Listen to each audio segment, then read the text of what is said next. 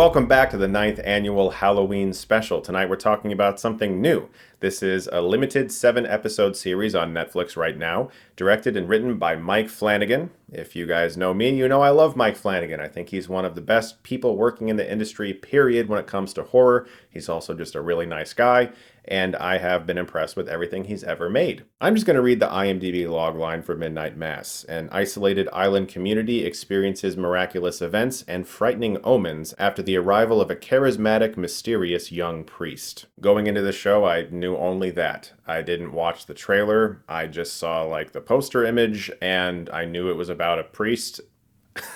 I don't know. I had no fucking clue what the show was about, which is what I implore all of you to do if you have somehow avoided spoilers.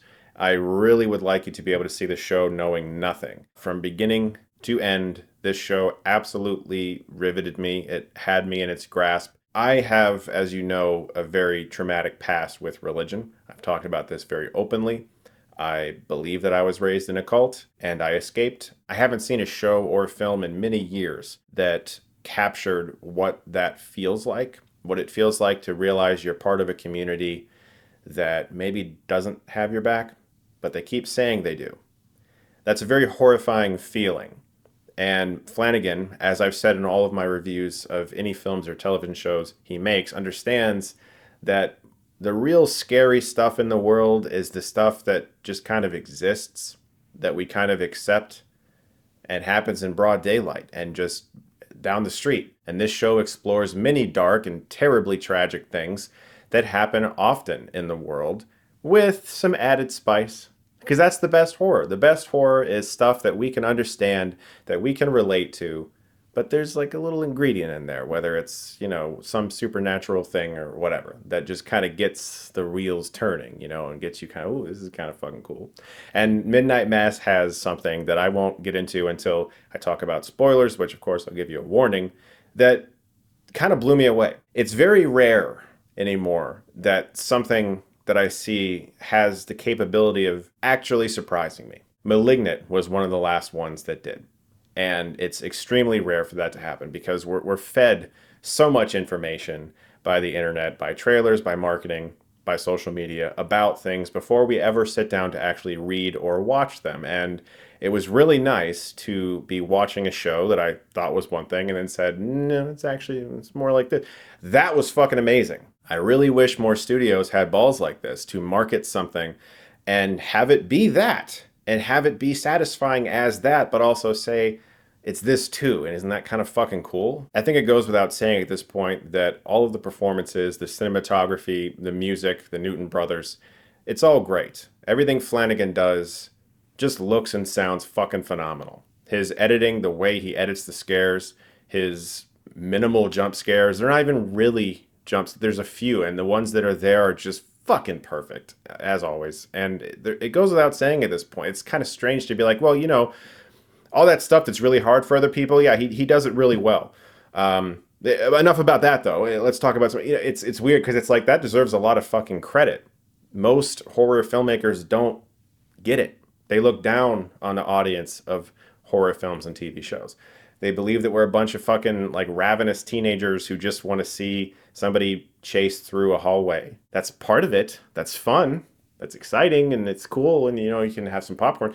But that's not it. That there's more. And Midnight Mass just ticked all the boxes for me. Every single one of them. Samantha Soloyan, sorry if I said her name wrong, plays Bev Keane, a villain that would make Gus Fring from Breaking Bad shiver in his boots. She is horrifying in this show. And take it from me, not far off from real people who exist. Hamish Linklater as Father Paul blew me the fuck away. What an incredible actor. He has so many monologues, given that he's the priest and he's doing a lot of sermons. Lots of blocks of text, the kind of blocks of text that most people would read a spec script and say, no one will ever read that. There's too many blocks of text. You need to remove 47 ellipses from your script. He was so phenomenal. Everyone in the show is absolutely great, but I really want to highlight him because I had never really seen him in much before, and I thought he was just incredible. So was Zach Gilford, a really masterfully understated performance, and Kate Siegel once again was phenomenal. Everyone in the show was really great. And that's about it for non-spoilers. I have to get into spoilers. So if you have not yet seen Midnight Mass, check it out. It's only 7 episodes. It's worth your time. Let's talk about the secret behind the show.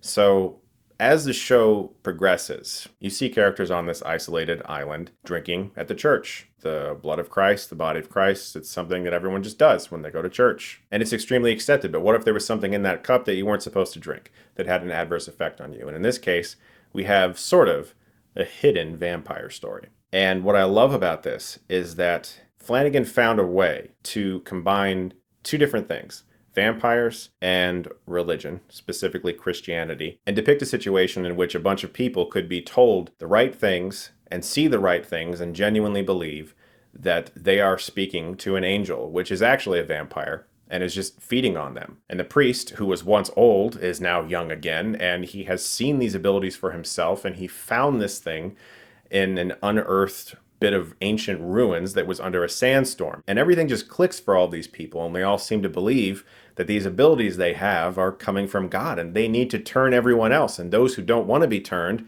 clearly aren't in God's favor. What a brilliant idea. The idea that vampires, something that sucks the life out of people, usually their blood first, could be somehow attributed to the church. This is obviously going to offend many people, and maybe it has, maybe it won't. I don't think that's really the point here.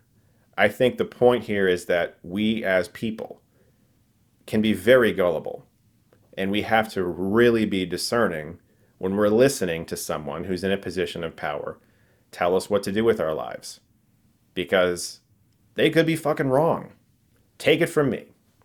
Now, obviously, I didn't experience any literal vampires when I was a Jehovah's Witness, but I was told to do things that I look back on now and think, how incredibly shocking, how morally demeaning, how rude and horrifying of a person I was told to be. And I just fucking did it because I thought God wanted me to. So really no show or film has ever impacted me in this way. Flanagan nailed it. This is very much so what it can feel like when you realize you're part of something that doesn't really have your back, even though they keep saying they do. And it's truly unpredictable. I was on the last episode. I had no idea what was going to happen. Not a fucking clue. But I was excited for it to unfold. That's great writing. Midnight Mass is my favorite thing Flanagan's done in television. I loved every second of it. It is absolutely phenomenal. It's going to impact you differently if you've never had a religious background of any kind, or you've never faced any trauma caused by religion. It could also be offensive to some people, but I think all great horror is in some way. There's always somebody who raises their hand and says, "Excuse me, that's offensive to me," about every great horror film or television show that's ever existed. So, I don't know. Just fucking deal with it, I guess. It's a TV show with vampires. This show meant a lot to me. I had never really felt my experience translated in a way through horror that was digestible and immediately understandable. And I loved every second of it. I think you should definitely check it out. Guys, thank you so much as always for watching. Look forward to more videos and the 9th annual Halloween special coming very soon. And if you like this, you can click right here and get Stuckmanized.